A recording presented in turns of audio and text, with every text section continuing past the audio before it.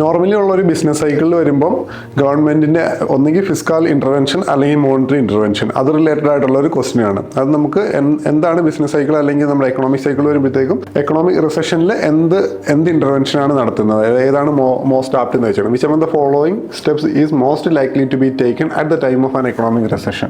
Most likely to be taken economic recession. Economic recession നമുക്കറിയാം economy declining ആണ്, അല്ലെങ്കിൽ consumer demand കുറവാണ്, economic activities കുറവാണ്. അപ്പം ഡിക്ലൈനിങ് ട്രെൻഡ് ആണ്. അപ്പോൾ എന്ത് ആക്ടിവിറ്റിയാണ് എക്കണോമിനെ ബൂം ചെയ്യാണ് അന്നേരം നീഡ്. അപ്പോൾ എക്കണോമിനെ ബൂം ചെയ്യാൻ അല്ലെങ്കിൽ ഡിമാൻഡ് കൂട്ടാൻ എന്ത് ചെയ്യണം എന്നുള്ളതാണ് നമ്മൾ നോക്കേണ്ടത്. Cutting tax rates accompanied by increasing interest rate.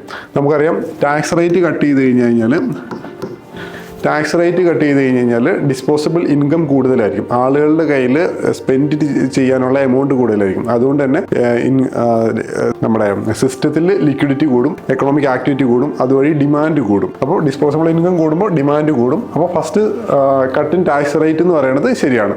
പക്ഷെ accompanied by increasing interest rate കൂട്ടിക്കഴിഞ്ഞ് കഴിഞ്ഞാൽ എക്കണോമിയിലേക്ക് വരുന്ന ലെൻഡിങ് ആക്ടിവിറ്റീസ്, ബാങ്ക് RBI നിന്ന് ബോറോ ചെയ്യുന്നത് കുറയും, അതുപോലെ തന്നെ ബാങ്ക് പബ്ലിക്കിന് ലെൻഡ് ചെയ്യുന്നത് കുറയും, ഇൻട്രസ്റ്റ് റേറ്റ് ഹൈ ആയതുകൊണ്ട് തന്നെ. അപ്പോൾ അതുകൊണ്ട് തന്നെ സിസ്റ്റത്തിൽ ലിക്വിഡിറ്റി കുറവായിരിക്കും. സിസ്റ്റത്തിൽ ലിക്വിഡിറ്റി കുറയുമ്പോൾ സ്പെൻഡ് ചെയ്യാനുള്ളതോ അല്ലെങ്കിൽ എക്കണോമിക് ആക്ടിവിറ്റീസ് കുറയും, ഡിമാൻഡ് കുറയും. അപ്പം ഇതിൽ സെക്കൻഡ് സ്റ്റേറ്റ്മെന്റ് റോങ് ആണ്, ഇൻക്രീസ് അല്ല. ഇത് ഡിക്രീസ് ആയിരുന്നെങ്കിൽ ഈ സ്റ്റേറ്റ്മെന്റ് റൈറ്റ് ആയിരുന്നു, പക്ഷേ ഇൻക്രീസ് അല്ല. അതുകൊണ്ട് തന്നെ ഓപ്ഷൻ എ കറക്റ്റാണ്. പിന്നെയുള്ളത് option B, increasing expenditure on public project.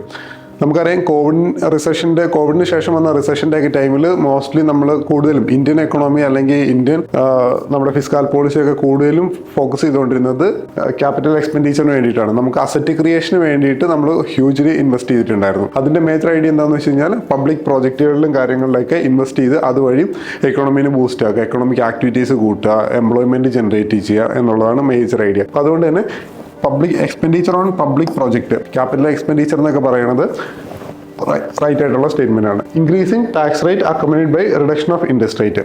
Tax rate കൂട്ടി, ഇവിടെ തന്നെ ഒരു ഓപ്പോസിറ്റ് ക്രൈറ്റീരിയ ആണ് ഇവിടെ പറഞ്ഞേക്കണത്. അപ്പം ഇൻക്രീസിങ് ടാക്സ് റേറ്റ് കൂട്ടിയാൽ നമുക്കറിയാം ടാക്സ് റേറ്റ് കൂട്ടുമ്പോഴത്തേക്കും ഡിസ്പോസിബിൾ ഇൻകം അല്ലെങ്കിൽ ആളുകളുടെ ടാക്സ് ബേർഡൻ കൂടുതലാണ്. അതുകൊണ്ട് തന്നെ സ്പെൻഡ് ചെയ്യാനുള്ള എമൗണ്ട് അല്ലെങ്കിൽ സ്പെൻഡ് ചെയ്യാനുള്ള ലിക്വിഡിറ്റി കയ്യിൽ കുറവാണ്. അപ്പോൾ അതുകൊണ്ട് തന്നെ ഡിമാൻഡ് കുറയും. പിന്നെ ബൈ റിഡക്ഷൻ ഇൻട്രസ്റ്റ് റേറ്റ് കുറഞ്ഞു കഴിഞ്ഞ് കഴിഞ്ഞാൽ നമുക്കറിയാം ബോറോയിങ് കൂടും, ബാങ്കുകളുടെ ബോറോയിങ് കൂടും, അതുപോലെ തന്നെ ബാങ്കിൻ്റെ ലെൻഡിങ് കൂടും. സിസ്റ്റത്തിൽ മണി അല്ലെങ്കിൽ ലിക്വിഡിറ്റി ഭയങ്കര ഹൈ ആയിരിക്കും. അത് ഇൻഫ്ലേഷണറി അല്ലെങ്കിൽ നമുക്ക് ഈ പറയുകയാണെങ്കിൽ ഡിമാൻഡ് ക്രിയേറ്റ് ചെയ്യാൻ ഹെൽപ്പ് ചെയ്യും. അപ്പം ഇത് സ്വാപ്പ് ചെയ്തുകൊണ്ട് തന്നെ ഇത് റോങ് ആണ്, ഇത് ശരിയാണ്. ഓപ്ഷൻ സി റോങ് ആണ്. Reduction of expenditure on public project. അപ്പം ബിയുടെ നേരെ ഓപ്പോസിറ്റ് ആണ് ഡി പറഞ്ഞേക്കണത്. Reduction of expenditure on public പ്രോജക്റ്റുകളിൽ എക്സ്പെൻഡിച്ചർ റെഡ്യൂസ് ചെയ്തു എന്ന് വെച്ച് കഴിഞ്ഞാൽ അവിടെ ഡിമാൻഡ് അല്ലെങ്കിൽ എക്കണോമിനെ ബൂസ്റ്റ് ചെയ്യാനുള്ള ഒന്നും കൊടുക്കുന്നില്ല, അല്ലെങ്കിൽ വീണ്ടും റിസഷനിലേക്ക് പോവുകയാണ് ചെയ്യുള്ളൂ, അതിൻ്റെ ഒരു എഫക്റ്റ്. അപ്പോൾ അതുകൊണ്ട് തന്നെ ഓപ്ഷൻ ബി ആണ് ആൻസർ.